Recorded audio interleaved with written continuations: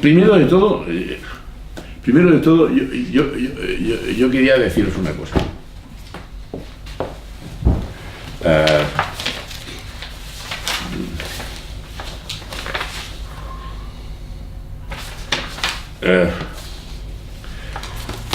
Antes de empezar el seminario de hoy, yo quería preguntaros, no sé si veis los links que os mando cuando los mando. No sé si los veis. ¿Los veis?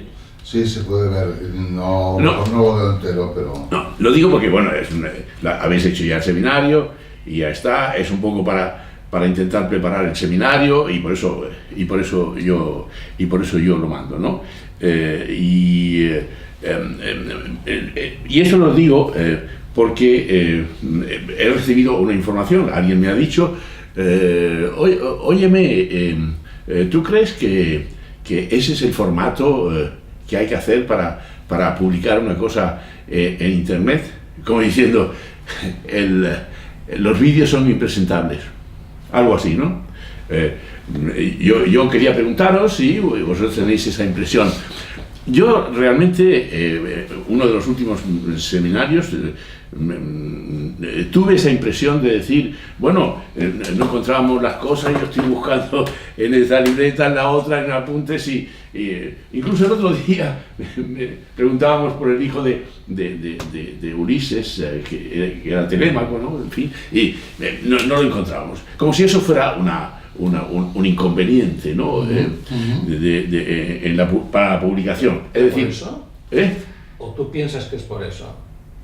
No, yo no pienso que es por eso. Mi pensamiento es otro. No, pero te lo decían, es que pierdes mucho tiempo buscando papeles. ¿Cómo? ¿No te sale un nombre? ¿Cómo? Te lo decían, no te sale un nombre, sí, y tal, o pierdes mucho tiempo buscando papeles. ¿A ti te dijeron eso? Pues sí, algo así. Vale. No, o sea, quiero decir, lo que decían ese es el formato. Yo creo que hay otra crítica detrás de todo eso. Por supuesto, tu pregunta es muy pertinente, ¿no? Pero yo quería hacer esa pregunta, ¿no? Porque hay una cosa de base de este seminario, y es la enorme dificultad del seminario en sí, porque es un tema completamente vasto, ¿no? Completamente vasto. Y ya cada vez que yo me siento aquí, yo digo, ¿por dónde empiezo el seminario? Tengo un cúmulo de ideas en la cabeza. ¿Y por dónde empiezo el seminario para que sea más útil? Por ejemplo,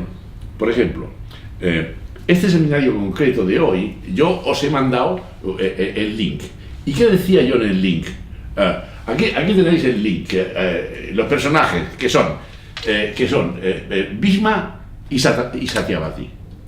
¿Y qué digo yo de Bhishma? Bhishma es un hombre, ¿cómo es? Asertivo. Y mientras que... yo dije... ¿cómo era? Hola. Estábamos empezando, digo dos palabras que cierra un poco porque no entre frío. Estaba diciendo dos palabras del seminario, que he recibido la información de que el seminario es... la pregunta es... me he leído tu seminario, no me han dicho ustedes. ¿Tú crees que este es el formato para ser publicado en internet? Como diciendo, es impublicable porque es impresentable. Porque estás como si estuvieras en casa viendo los papeles y no sé qué, no encuentras los papeles y los pierdes. Y es verdad que yo he sentido el otro día, digo, bueno, pues este seminario que he hecho, si lo tuviera que publicar otra vez, no lo publicaría. Y entonces, porque me he repetido, he intentado buscar, es impresentable. Eso yo lo pensé un poco, ¿no? Pero lo volví a leer el seminario, a escuchar, y realmente, bueno, es verdad que eso es un inconveniente, pero la esencia del seminario tiene una cierta riqueza. Yo lo he pensado y es por eso que se ha publicado. Bueno, entonces, venga. Yo lo que quería decir es que ¿a quién le importa cuando se publica lo que se publica por internet? ¿Quién es juez aquí? ¿Quién? ¿Quién es juez? ¿Quién ha No, pero ese ya. Ya. Primer, No, yo me sentí libre. ¿Cómo? Es cierto que el vídeo se podría recortar un poco esos segundos que se pierden en buscar un nombre o... ¿Cómo lo recuerdo? Pero eso entra dentro del seminario.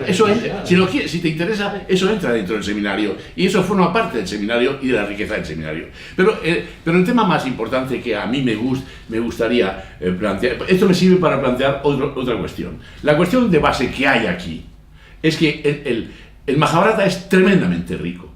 Igual que el psicoanálisis. ¿Y por dónde empiezas? No puedes empezar por una aserción tal. Se empieza por una dubitación, por un acercamiento, por una manifestación así. Eso es lo que es el psicoanálisis y eso es lo que es el Mahabharata. El Mahabharata comienza, coges cualquier libro y dice, este es el comienzo del Mahabharata, es una historia. Y llega otro y dice, el comienzo fue aquí. El comienzo es cuando fueron los dados, cuando tiraron los dados. Ahí empieza el Mahabharata. El Mahabharata es la guerra. El Mahabharata es una lucha contra el bien y el mal. Yo os mando una carta diciendo Bhishma y Satyavati son la confirmación y la conformación. Dije, confirmación para establecer las bases del Mahabharata.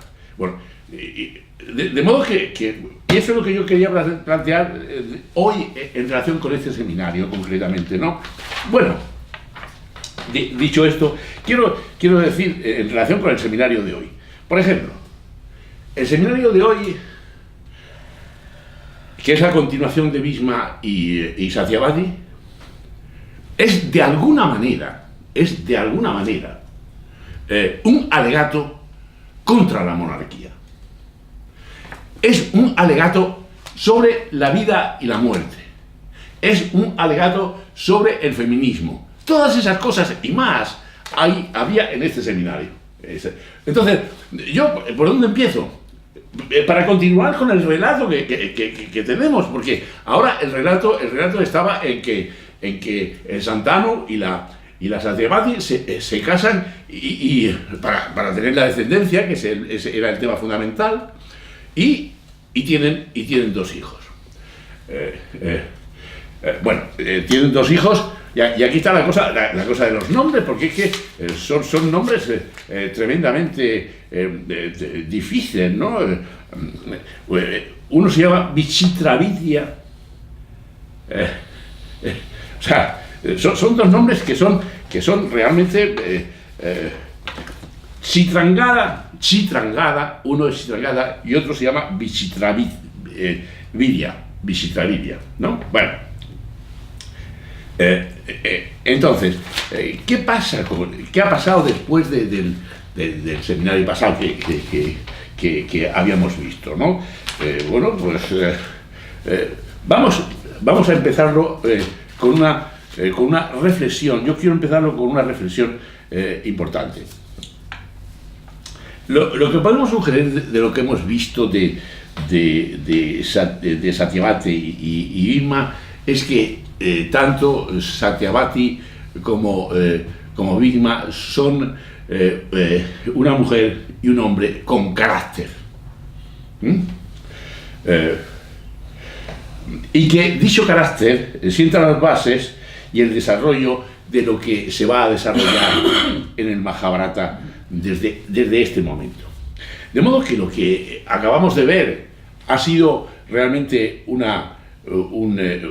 comienzo. La serie de seminarios que hemos tenido, pues sí, de alguna forma sí. Dicho de otra forma, eso ha sido un prólogo. Es un prólogo. ¿Es un prólogo o un prólogo? En el sentido prólogo, en el sentido que lo ha propuesto Bion en su libro sobre Memorias del Futuro.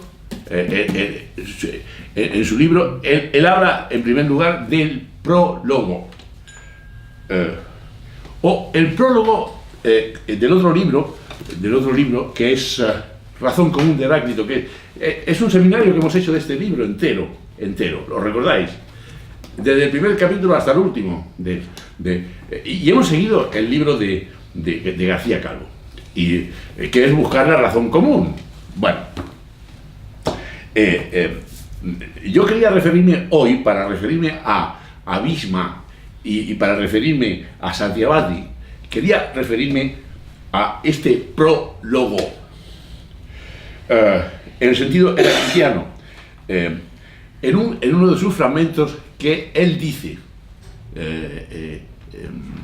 Heráclito dice: el carácter del hombre es su destino.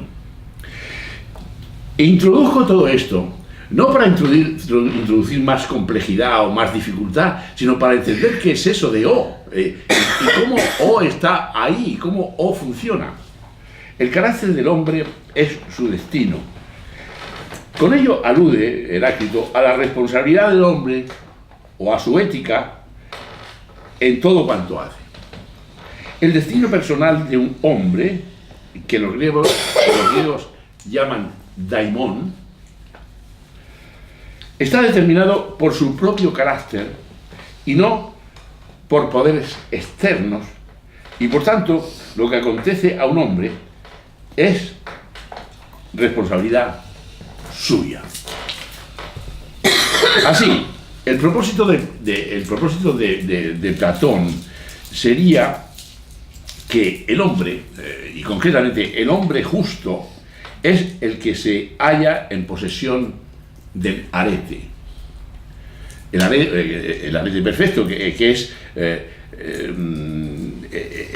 el principio de valor interior. El arete es el principio de valor interior. Daros cuenta de qué manera este fragmento alude justamente a esto que estamos valorando de O. O sea que el arete perfecto es el propio valor interior. Es el único que hace al hombre dichoso, dice Platón. Este daimon, o destino personal, es el Dios vuelto hacia el hombre. Aquí tenemos otra definición de lo que es el O. El Dios vuelto hacia el hombre. O el O del que Bion en su penúltimo capítulo dice: todavía no he hablado de O. Heráclito en este fragmento hace al hombre mismo responsable de su destino. De esta forma, Heráclito acaba con las creencias relativas a la suerte innata y a una cosa que te gusta mucho a ti, Ignacio, y a la influencia divina. Con ello acaba, porque es el carácter el que determina todo esto, es el carácter el que va hacia lo divino, que es lo que es la influencia divina, que es lo que nos propone Bion o el psicoanálisis, es la posibilidad de transformación en el O del paciente, al que ahí llega el paciente, que está expresado en la idea de la cura.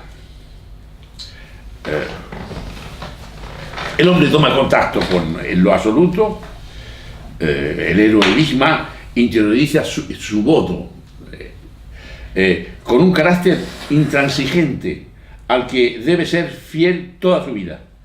Su daimon es su carácter. Heráclito dice lo que ha dicho Heráclito, ¿no? Y Jasper hace una aclaración aquí bastante interesante. Añade que el daimon es el yo mismo, el que soy, en verdad, pero a quien no conozco, que este es el aspecto importante del psicoanálisis, y por tanto que hay que conocer.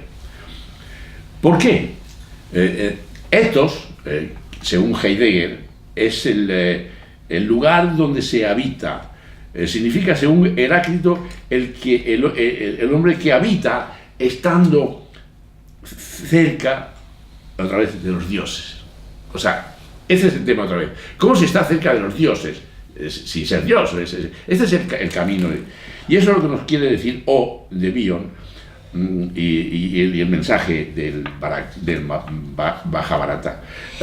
Heráclito, termino con esto, Heráclito, estando una vez en su casa, estaba en su cocina, se estaba calentando y entonces, bueno, pues se calentaba y y los otros que venían a ver al gran Heráclito, y Heráclito los vio y dijo, no, entrar, aquí también están los dioses.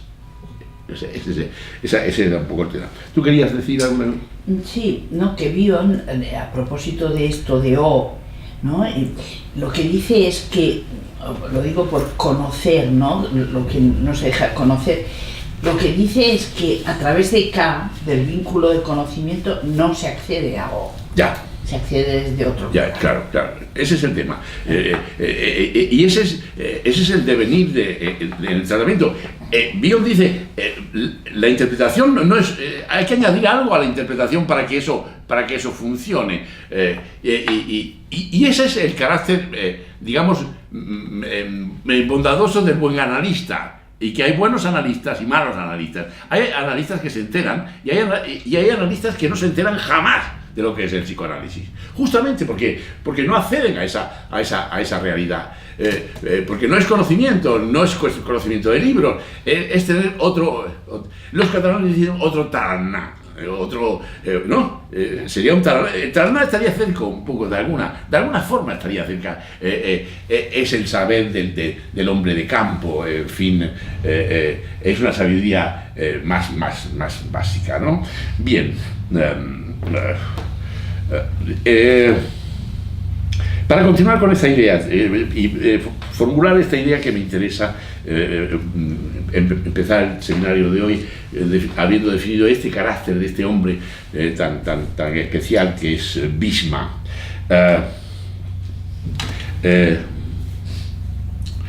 El carácter del hombre es su parte inmortal.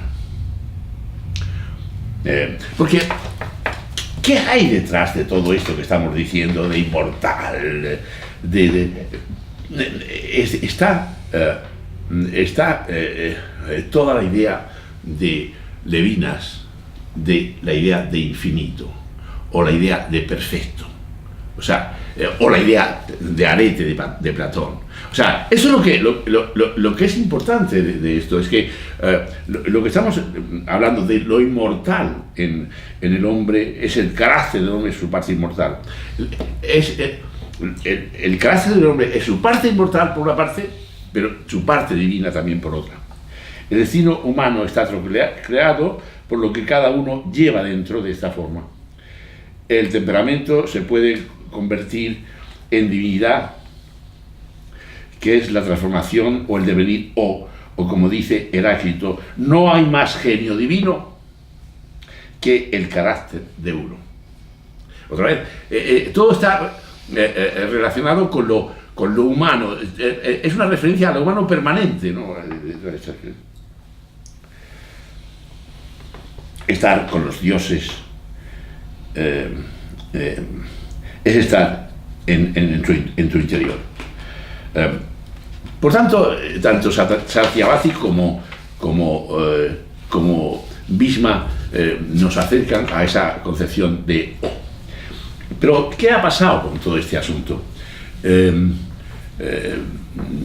Santanu se enamora de esta hija del pescador y ha pasado toda la historia que hemos visto con la gran promesa de Bhishma y tal.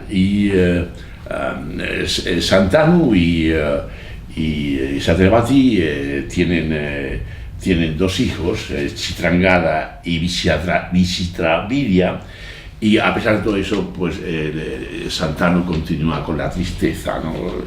Y Satyavati igualmente, y Satyavati le dice, nuestra felicidad, nuestro amor, con la injusticia que hemos hecho a Bhishma, pienso que ha producido una infelicidad muy grande y que es una herida que realmente no podemos curar. Recordad que yo el día anterior hablé del carácter humano de Satyavati, porque Satyavati se muestra como una mujer seductora que con su perfume embriaga a todo el mundo. Es verdad que su padre ha sido un hombre ambicioso y que no cesó hasta que consiguió que Bhishma hiciera sus votos, ¿no? Pero como consecuencia de eso, se tienen dos hijos especiales, que son, uno es Chitrangada y Vishitravidya. ¿Qué lección puede uno tomar de esta situación? Porque yo he dicho que de alguna manera el Mahabharata es un alegato contra la monarquía. Santanu se dice, pero ¿qué he hecho yo con Hastinapura ofreciendo la corona?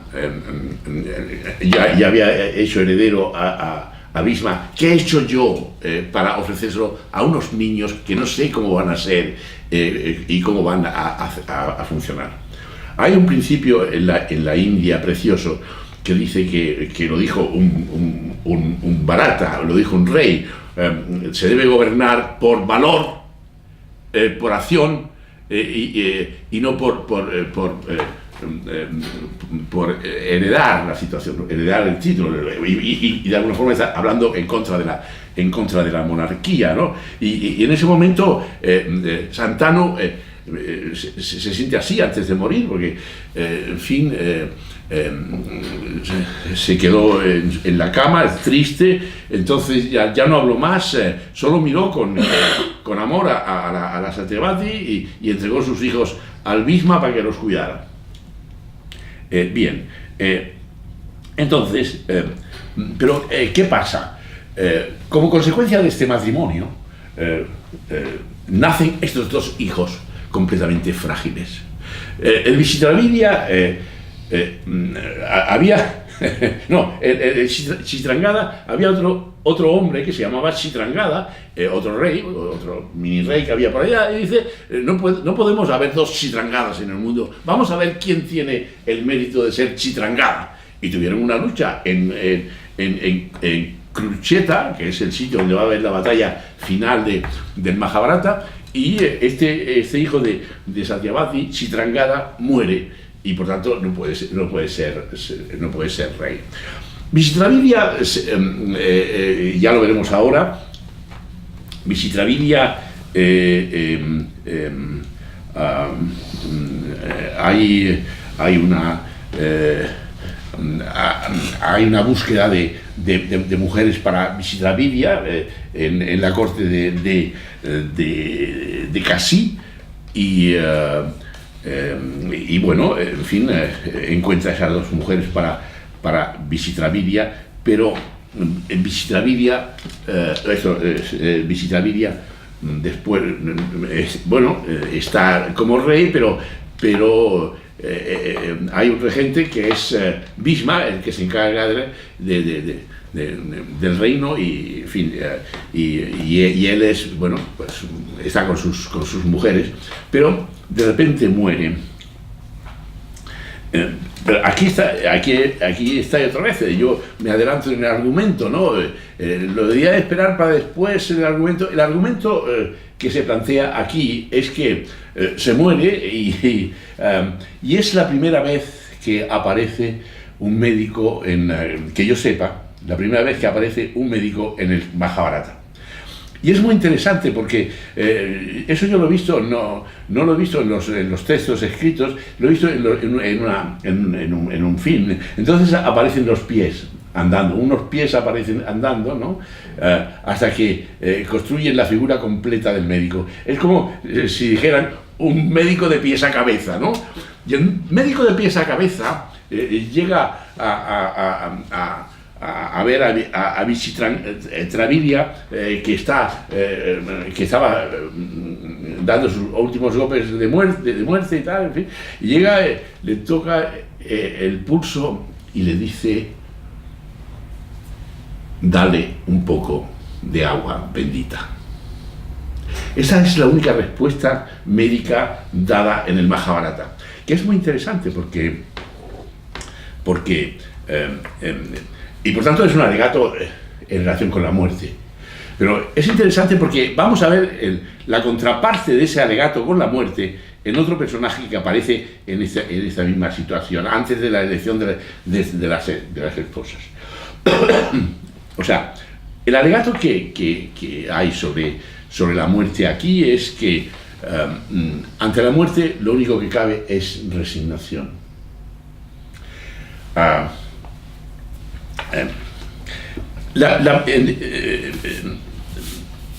Dicho eso, punto y aparte, empiezo otro relato que es continuación de este relato. Satyavati está muy preocupada porque ha muerto su primer hijo. Ella quiere que su preocupación es que haya una descendencia. Otra vez entramos en la idea de Levinas, de entrar en el infinito con la descendencia, con el hijo, con la idea del hijo como representante de lo infinito, ¿no?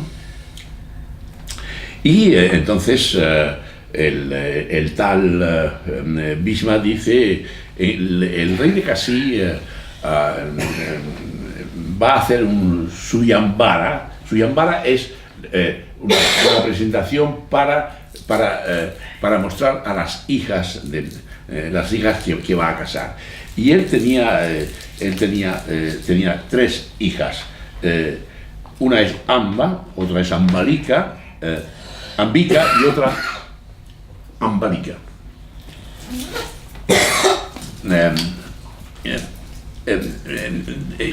Cito esto porque es muy importante y para hablar de esta cosa porque la cosa de la muerte entra aquí de una forma bastante rotunda y radical.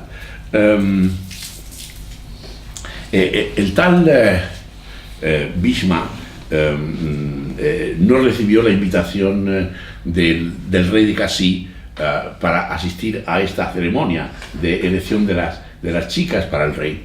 Y no porque Santanu se había reído de ellos y por tanto ellos se tomaban la revancha de no invitarlos a esto. Pero y aquí os muestro el carácter de Bhishma. El Bhishma no lo resiste y dice, ¿cómo que a mí no me han invitado? Antes las chicas de este reino se casaban con los herederos de nuestro reino. Yo me presento por mi ley, me presento a esta ceremonia y me llevo las chicas de tal. O sea, con una prepotencia infinita. Antes de esta ceremonia, Amba, que es un personaje que lo quiero traer aquí, tanto por su inscripción en la idea de la muerte, como por su inscripción en el feminismo, Amba se había prometido con Salva, con un rey Salva. Este Salva, ya lo hemos hablado aquí, pero muy de pasada. No sé si os acordáis, cuando yo os mostré que Ganga presentó a Bhishma a su padre y le dijo, aquí te entrego el héroe para que lo lleves a la casa de los héroes. Entonces el padre le dijo, hijo mío, qué bien, y ¿dónde has aprendido? Y él le muestra todas las cosas que ha aprendido en la vida. Entonces después de eso le muestran un caballo y doma el caballo muy bien, y después de eso se va con el caballo y de repente se encuentra con que hay un rey que está viniendo a hacerse posesión de Hastinapura, y entonces él le dice, quieto parado, aquí no se mueve nadie, este rey era Salva. Y entonces el Bhishma tiene una lucha con Salva y lo llevan delante del rey, lo juzgan, y entonces Bhishma dice, bueno, por primera vez, ya sabes dónde están los límites de Hastinapura, por primera vez te perdono. Este Salva es el que se va a casar con Amba. Y realmente ellos se hacen promesas, se quieren, se dicen lo felices que van a ser una vez que ya se casen este día y tal, en fin. Pero Bhishma llega a esta ceremonia sin haber dado cuenta, dice, entonces la gente empieza a criticarle, dice, mira al viejo este, en fin, era viejo, pero mira, ahora como las princesas son guapas, parece que se ha rejuvenecido. Dice, y mira a este hombre que había votado eternamente que se iba a casar y no sé qué y no sé cuánto, y el tío entra a saco y le dicen, óigame, usted no está invitado aquí. Dice, ya lo sé que no estoy invitado. Y ya he tenido cuidado de no cortar las lenguas de todos los que había aquí porque son invitados, pero yo me voy a llevar a todas las 3 princesas conmigo. Y no tienen en cuenta que realmente la pobre princesa sabía una de las pobres, es la insolencia de él, es el carácter de él, es su en fin, como he dicho antes,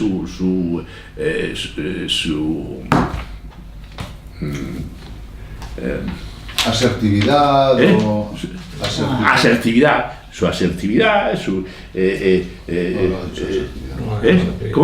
¿Cómo? Asertividad no es. No, Arrogancia es su arrogancia, insolencia, es su carácter, es potencia. Es su arete, su mal arete, ¿no? O sea, El arete es la virtud. ¿cómo? El arete es la virtud. No, claro, es su daimon, su demonio, sus demos, su demonio. La idea es, o sea, este es su demonio, ¿no? O sea, porque es interesante esto, porque daros cuenta que yo había dicho en el seminario anterior que Bhishma era un hombre ideal.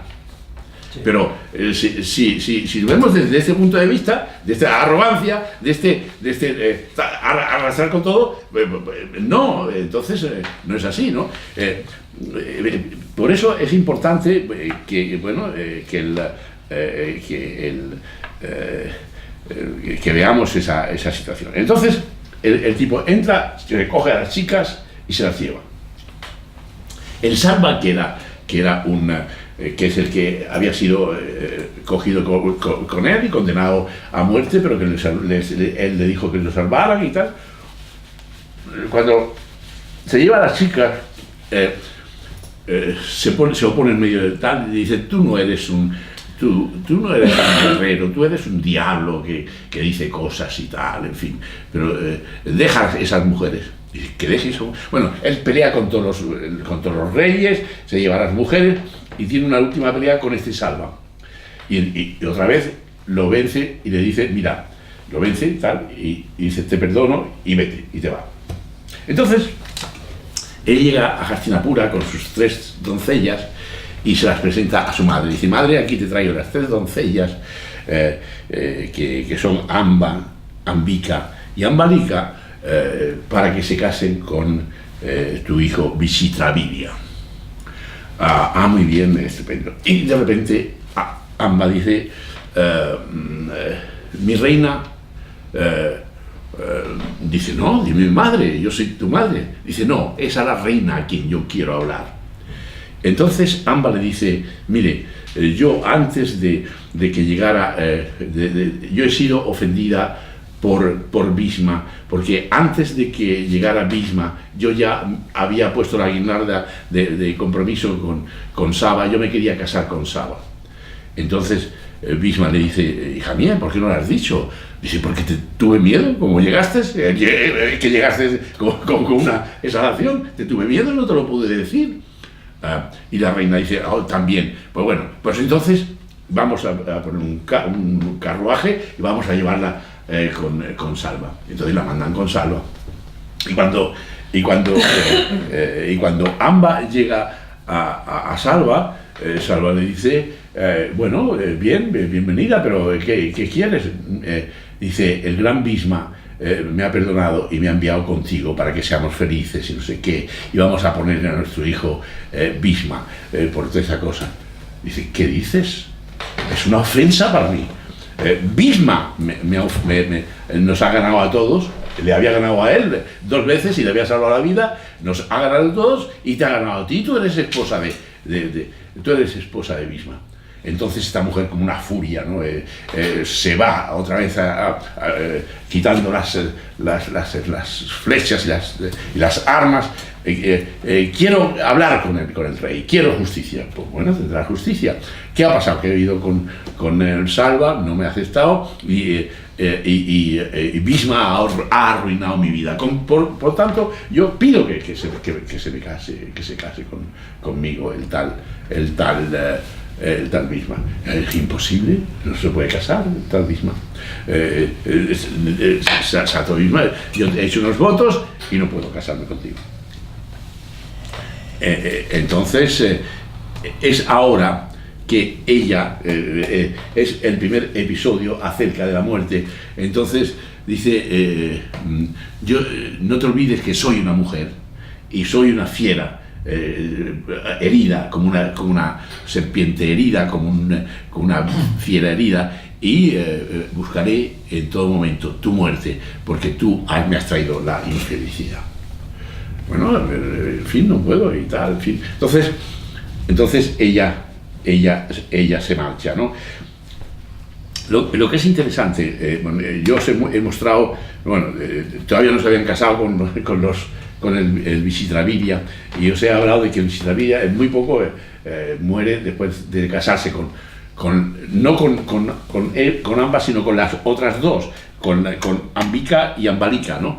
Entonces él se casa con estas chicas y bueno, vive muy poco tiempo y muere de una enfermedad incurable, y como os he dicho, la idea de la muerte es agua bendita y resignación. Sin embargo, con Amba se presenta otra característica de la muerte. Es una cosa mucho más defensiva, mucho más y que lo veremos un poco al final, porque una de las cosas fundamentales, todo tiene una articulación y una trama increíble. Bhisma, después de hacer este sacrificio, su padre le concede la posibilidad de morir cuando él quiera. Por tanto, encima que es un buen guerrero, nadie lo puede matar, porque es él que tiene que decidir morirse, y es terrible esta cosa, ¿no? Entonces, hay un alegato que veremos en otro momento futuro de este seminario, si sigue este seminario, o por aburrimiento desaparece, como alguien ha dicho, ¿no? En fin, de que han encontrado que esto es impresentable. Hay un dicho que es difícil de entender. La muerte triunfa sobre la muerte.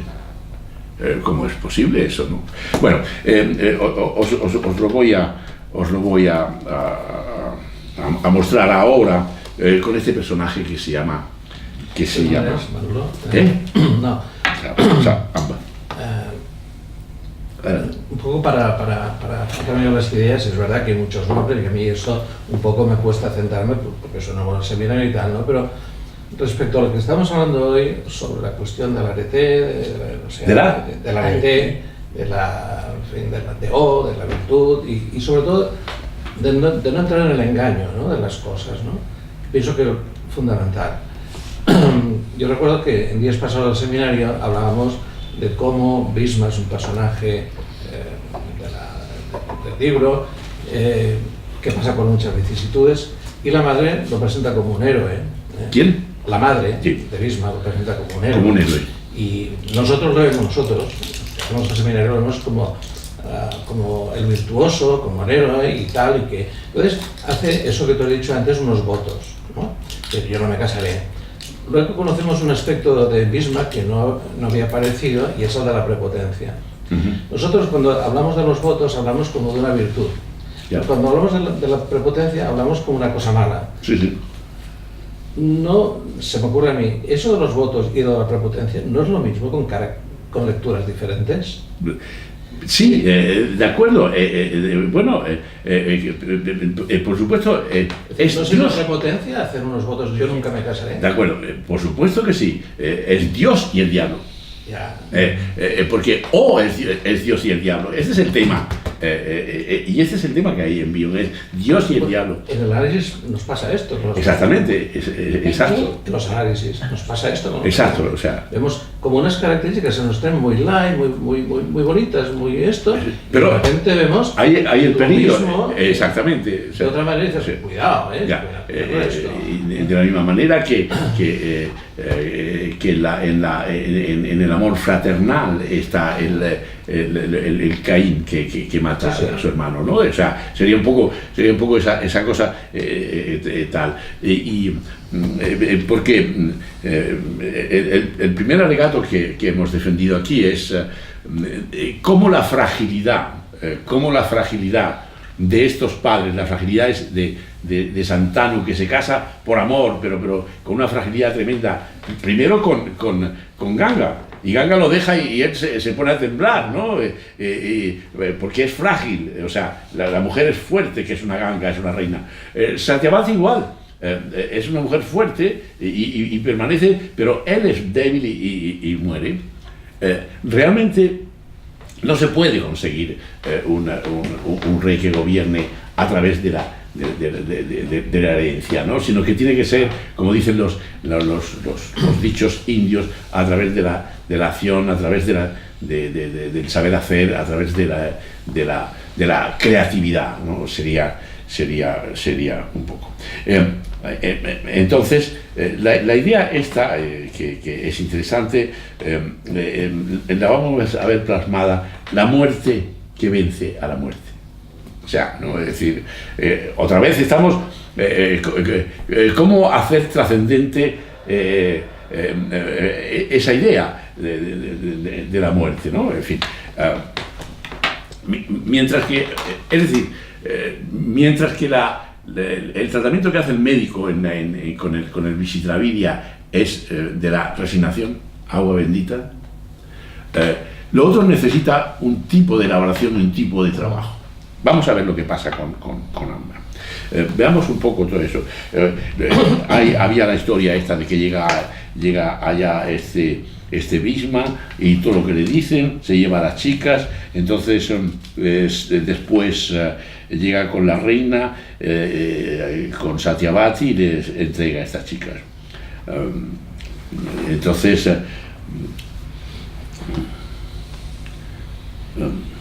y ella entonces Amba se defiende con el rey diciendo que el otro,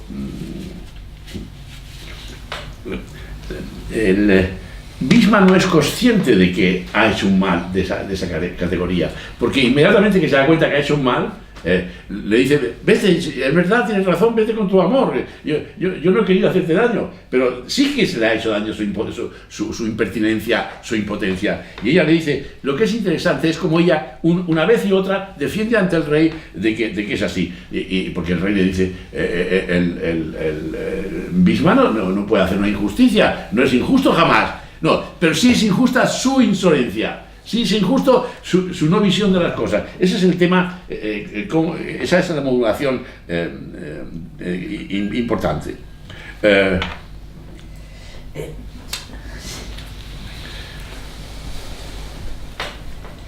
No, en relación a los votos, ¿no? Sí. Y que tú ponías votos y ¿cómo era? Votos y prepotente. ¿Cómo? Claro, y prepotencia, ¿no? O sea, que me hace pensar en los obispos o en los hombres que ves que han hecho votos de castidad, sí, y tal, y la prepotencia que gastan, ¿no? O sea, que me hacía pensar que es, aparte de otras cuestiones, totalmente, ahí, porque ¿no? Toda la pederastia y todo eso, pero quiero decir que ahí cómo ver ese Bhisma también desde todos esos, ¿no? Esos ángulos. Ya, porque daros cuenta que tal como se expresan las cosas en el Mahabharata, solo con una leve brisa que levante las faldas de Ganga es suficiente para que el Mahavishva, que era el rey que encarna Santano perdiera la cabeza. Y basta que venga el olor de Satyavati con un perfume exquisito para que venga para que todo caiga, ¿no? Y cómo lo que va a nacer de eso pueda ser rey, cuando hay una fragilidad tremenda en todo eso. Esta fragilidad que hay en estos dos primeros personajes, que son Visitravidya y Chitrangada, es también la misma fragilidad que va a venir en los siguientes monarcas. Por eso decía yo que tanto Satyavati como Bhishma, en fin, ponen las bases de lo que va a ser el desarrollo del Mahabharata. Pero vamos a ver esta historia de Amba, que es muy interesante.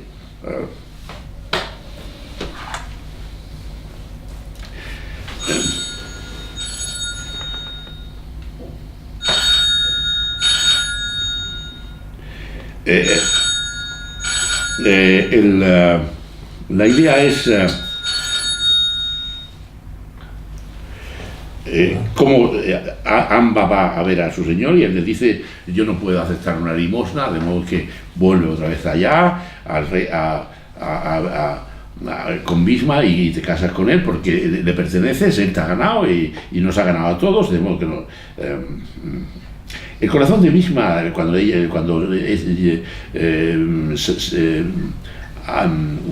Amba le dijo esto, se llenó de compasión y lástima por aquella mujer cuya vida se había arruinado por su culpa. Este es el tema.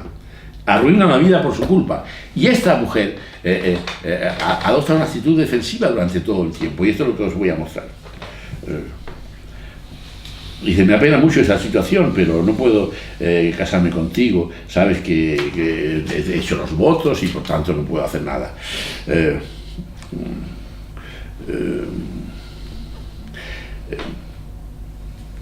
Entonces Amba pasó 10 años con su corazón lleno de odio hacia Bhishma, considerándolo como el responsable de su infelicidad. Ella se fue al bosque a hacer sacrificios de ascetismo para reforzarse como persona y tal.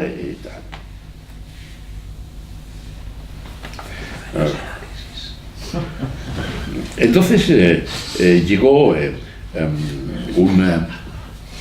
llegó el... 10 años de análisis. ¿Cómo? 10 años de análisis. Totalmente. El bosque. De acuerdo, muy bien.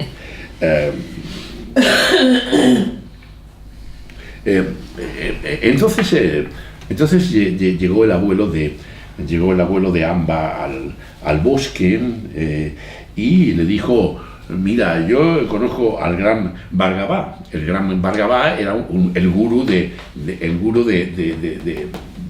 Bhishma. Dice: yo conozco al gran Bhargava, le voy a preguntar qué puede hacer para ver si convence a Bhishma que se case contigo, porque en fin, tal. Y entonces,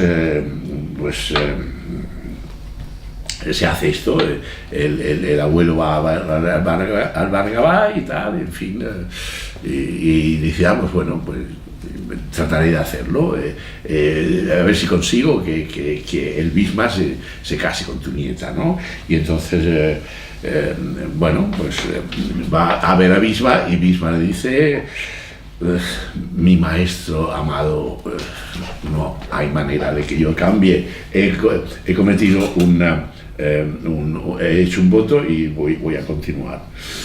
Y el Bhargava se indigna, que era su gurú, ¿no? Se indigna y le dice: eso no puede ser, si no me obedeces te maldigo o tenemos que luchar tú y yo. Y entonces el Bhishma dice: hombre, yo no quiero recibir una maldición de mi gurú, mejor lucho con él. Y durante días lucharon Bhishma y su gurú Bhargava, una lucha que fue la admiración de los dioses y de todo el mundo, ¿no? Y nadie vencía. Entonces el Bhishma tenía un arma mortal, que era, pero mortal en el sentido de que acababa con la acababa con la humanidad, como una especie de bomba atómica, un Astra que se llama, ¿no? Y los dioses dijeron, no hagas eso, por favor, no tires el Astra, no seas tú el que va a destruir el mundo, deja que otro sea el que destruya el mundo, pero tú no lo hagas. Entonces tengo que dejar de luchar. Y entonces dejó de luchar frente a su maestro, el gurú Bhargava.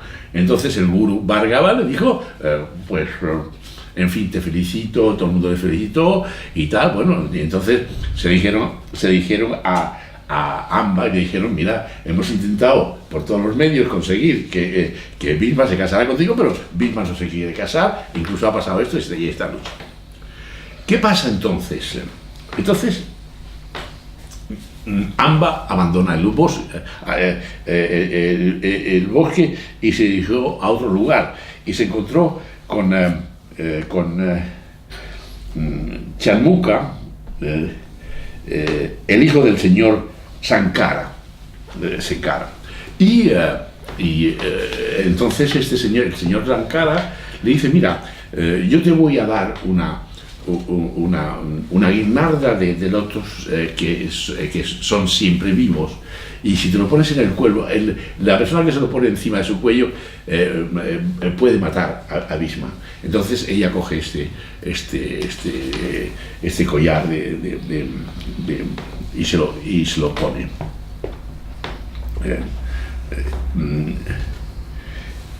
Entonces este es el momento crucial. Entonces Amba se pone el collar, pero dice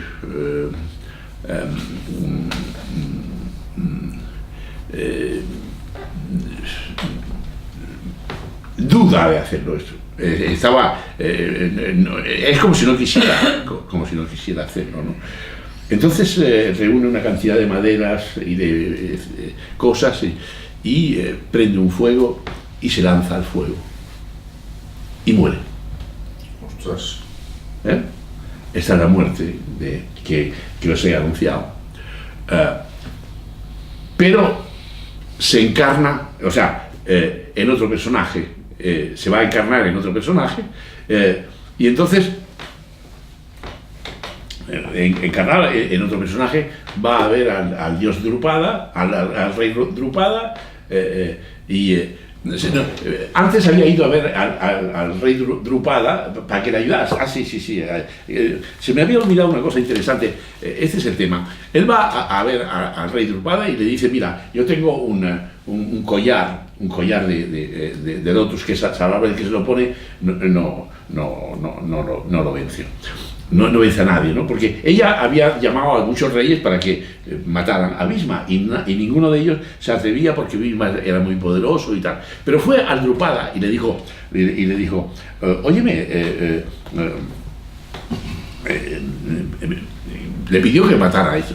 Dice, yo no lo puedo matar porque es muy poderoso, pero sobre todo no lo puedo matar porque es muy buena persona, porque es una persona buena y por tanto no tengo ningún motivo para hacerlo, de modo que no puedo hacerlo. O sea, es después de esto que ella siente la necesidad de lanzarse al fuego y morir. Y entonces muere y nace como hija del... Y ella había dejado entonces su collar de loto en tal sitio. Y cuando nace de Drupada como segunda encarnación, entonces un día encontró el collar y entonces le dijo a su padre, ¿dónde vas a ver? Se alarmó de esta situación.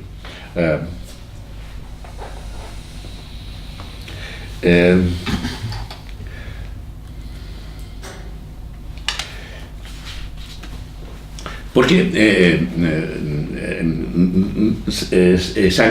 Sankara le dice, no sufras, Amba, si no lo matas en esta vida, lo matarás en la otra. Y Amba le dice, no, en la otra vida yo me habré olvidado de mis sentimientos de odio y de venganza. Y yo quiero disfrutar de mis sentimientos de odio y venganza para matar a Bhishma.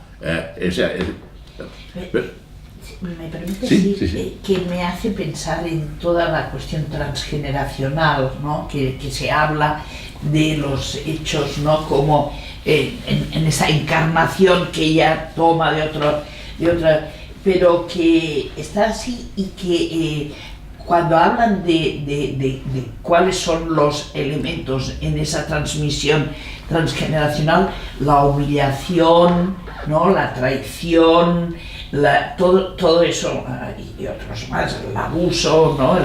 Tal, pero que serían estos elementos que me hacía pensar que está explicado de ese modo. Fantástico.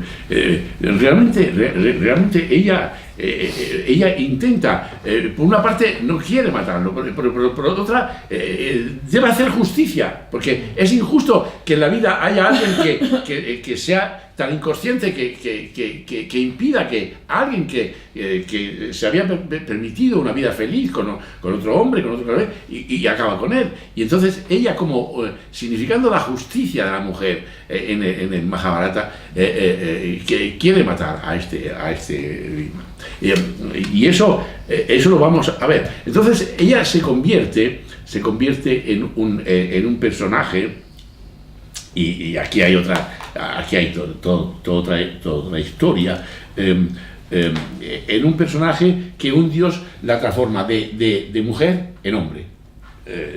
Y su nombre sería Sidhandi, el nombre de Amba, ¿no? O sea, y se transforma en hombre. Toda esta cosa ambigua que hay y de la lucha de sexos, porque ya no es solo la homosexualidad, sino la transexualidad, ¿no? Está expresada aquí a través de la injusticia, como la injusticia que está defendiendo esta Amba y que pasa toda su vida y que tiene que quemarse y llega a sacrificarse, ¿no? Pues no es suicidarse, es un sacrificio que hace para transformarse en este Sakundi, ¿no? Que es Sikandi, con el cambio de género. Bien, solo quería mostrar esta idea el alegato contra la monarquía, el alegato por la fragilidad de los hijos, es decir, el pescador no consigue que sus nietos sean reyes, porque no, en fin, y esto es lo que muestra el Mahabharata, ¿no? No porque tú quieras, no por el poder, no por la descendencia se consigue eso, es por otro camino que hay que seguir en la vida, ¿no? Esa es un poco la lección que se aprende en el Mahabharata. La otra cuestión es la idea de la muerte. La idea de la muerte es que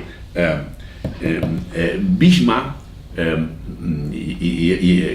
que sentará las bases ahora, en este momento, en primer lugar, con estos casamientos ha tenido estos hijos y con los casamientos siguientes va a tener lo que viene, ¿no?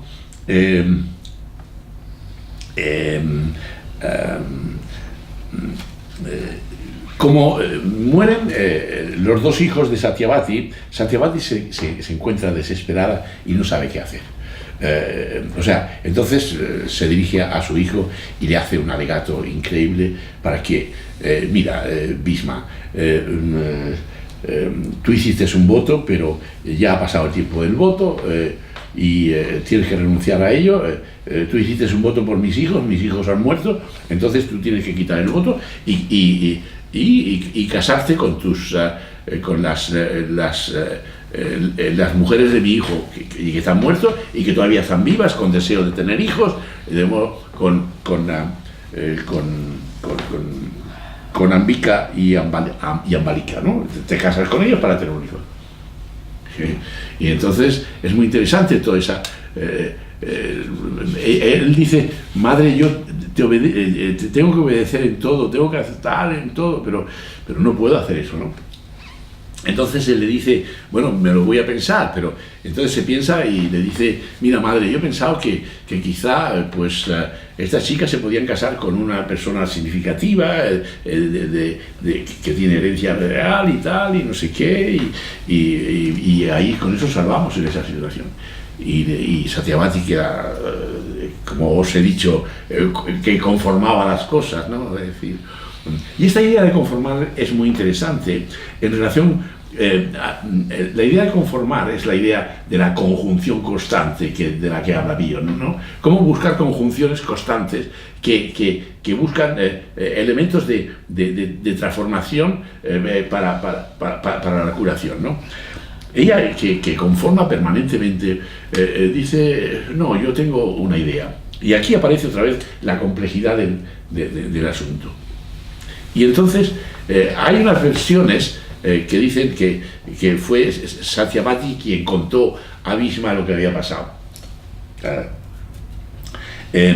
Dice, mira, yo en mi juventud, cuando estaba en el lago, me encontré con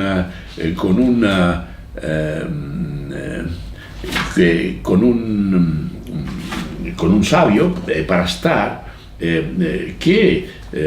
que fue el que le salvó del mal olor que tenía ella como pez, porque ella había sido concebida dentro de un pez, de Satyavati, ¿no? Esta es la idea, ¿no? Entonces, ahí está, lo habíamos discutido esto en relación con la fecundación in vitro y todas esas cosas. Entonces, esta Satyavati le dice, un día vino Parastar, que era un rishi, y me dijo que sobre mí caería toda una responsabilidad histórica y tendría una responsabilidad importante en el mundo y tal. Y en fin, y hubo una nube y entonces, pero tendría que tener un hijo, ¿no? Y yo no puedo, soy virgen y tal, en fin, ¿cómo puede ser eso? Total, que tuvo un hijo, con Parastar, y este hijo fue Vyasa. Y el tal Vyasa es el autor del Mahabharata, el creador, o sea, es el creador. La fecundación, la creación, todo está ahí mezclado. Entonces, la idea, hay quien dice que cuando ella pensara en Vyasa, Vyasa se presentaría, cuando deseara cualquier cosa, Vyasa vendría. Y aquí parece que hay quien dice que fue Satyavati quien se lo contó a Bhishma lo que había pasado, esta historia, y hay otros que dicen, bueno, ves a buscar a Bhishma para que yo le explique el problema. Y entonces, cuando llega y encuentra a Bhishma, dice, ya sabía que tú ibas a venir, porque Bhishma lo sabe todo, es el que ha escrito, es la omnisciencia, el problema de la omnisciencia está aquí escrito. Omnipotencia en el caso de Bhishma, omnisciencia en el caso de Vyasa, ¿no? Y entonces yo sé lo que va a pasar y tal. Entonces, el tal Vyasa viene con su madre y le dice, mira, yo necesito que fecundes a las dos hijas de mi hijo, a las dos mujeres de mi hijo, para la descendencia. Y entonces, bueno, le dice, oye, pero espera un momento que yo me prepare un poco, porque mira que estoy muy feo, que no me van a aceptar ellas y tal. No, tiene que ser ahora. Era muy incisiva, muy en el momento y tal. Y entonces, pues llamó a la primera, a Ambika, y le dijo, mira, el Rishi va a venir a verte esta noche y ya está. Cuando llegó allá y ella vio al Rishi, al Vyasa, se quedó horrorizada y Dios mío, que pase de mí este cáliz y esta angustia, y pasó la noche con los ojos cerrados para no verlo y fecundó un hijo. Y aquí empieza ya la dinastía de los Kurus y los Pandus y tal. Y entonces a la mañana siguiente va a ver a su madre y dice, mira, sí, he fecundado a esta chica, pero resulta que cerró los ojos, por tanto la chica, el rey será ciego. Bueno, ella se quedó completamente frustrada. Entonces dice, bueno, pero insiste con la otra, a ver qué tal, con la Ambalika.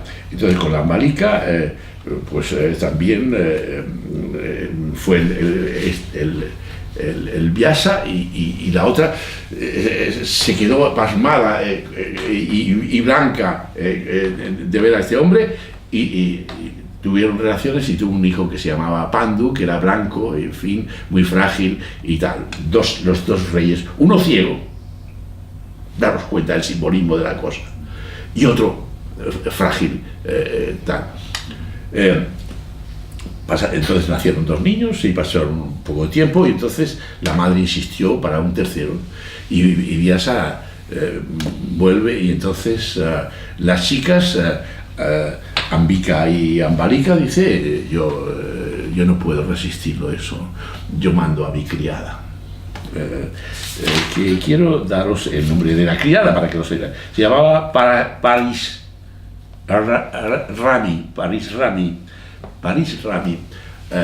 Entonces mandaron a la criada, y la criada se comportó con mucha decencia con él, y el rishi se encontró muy satisfecho con la criada, y tuvieron una buena relación sexual, y tuvieron un hijo que fue el hijo sabio, que se llama Vidura.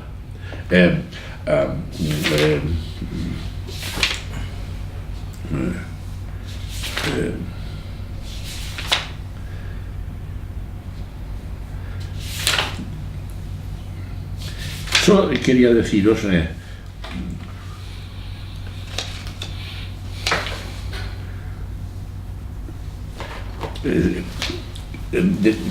dos cosas, ¿no? Es decir, cómo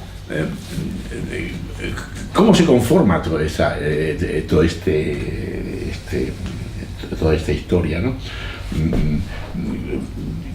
Cómo el intento de hacer un hijo con Satyavati, los dos hijos falla, y por tanto no sirve. El intento de hacer unos hijos con los siguientes, con Vyasa y las dos chicas, da por resultado que uno es ciego y otro era un buen guerrero, pero es pálido y frágil, ¿no? Entonces el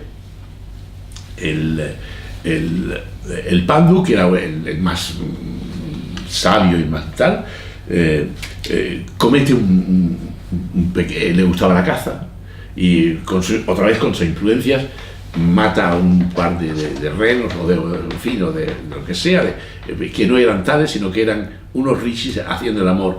Y este rishi, antes de morir, le dice, te maldigo, y cuando tú vuelvas a hacer el amor con tus mujeres, morirás.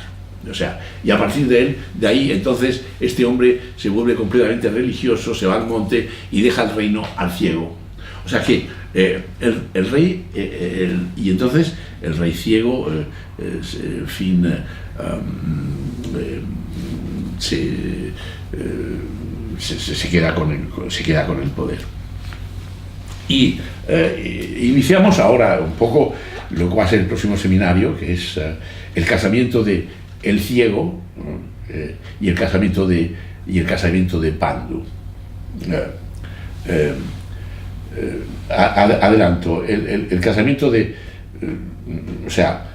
Pandu, porque haber cometido ese error, deja el reinado al ciego, porque hay una discusión con la reina, y dicen, ¿quién va a ser el rey? Y Bhisma dice, el rey va a ser Dhritarashtra, que era el ciego, y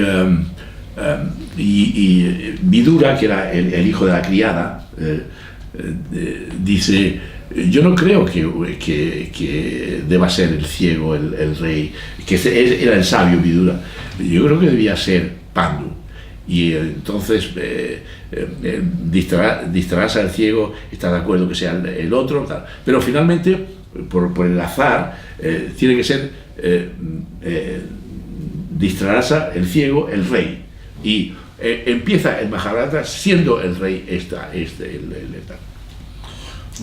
y ahí se sentarán las bases de lo que va a ser después el comienzo de las luchas entre los hijos de Dhritarashtra y los hijos de Pandu, que son los Kauravas y los Pandavas, que es toda la lucha entre el bien y el mal, y que es todo el desarrollo del Mahabharata, que está fundado justamente, por eso decía, por Satyavati y por Bhishma. ¿Qué quería decir? Sí, solamente una cosa en relación a algo que ha dicho Ángels, que para mí ha quedado pendiente, ¿no?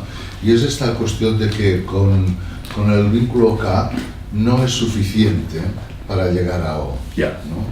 Entonces, eso quiere decir que le faltan otras cosas, Sí. ¿no? ¿Qué otras cosas le faltan, ¿no? Bueno, lo digo por si... para que quede pendiente, ¿no?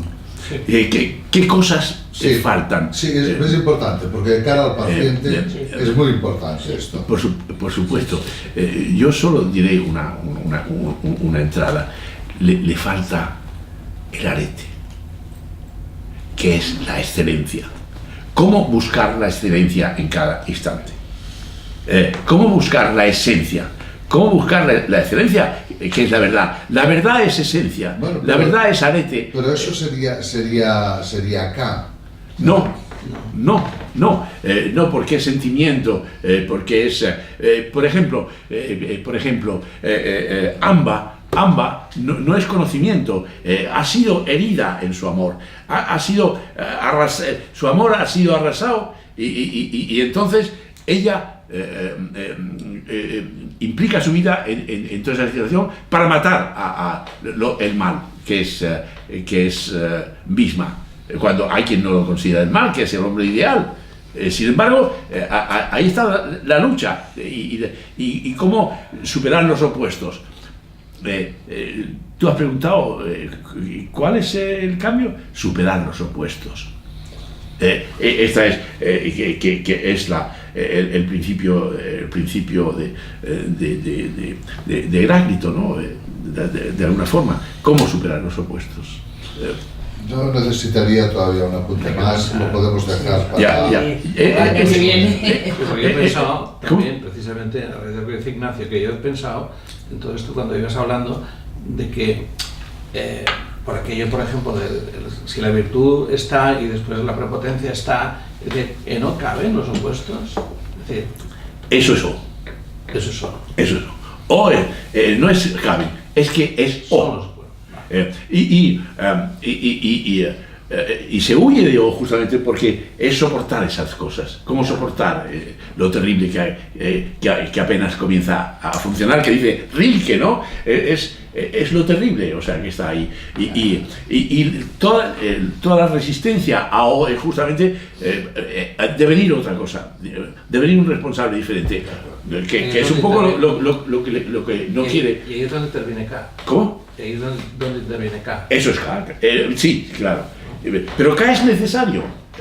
K es necesario, K es fundamental. En fin, ¿qué es lo que dice Edward Said?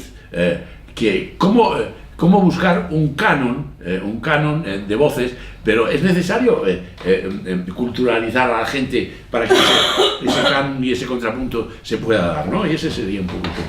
De acuerdo. Muy bien, pues vamos a ver si está muy difícil hoy el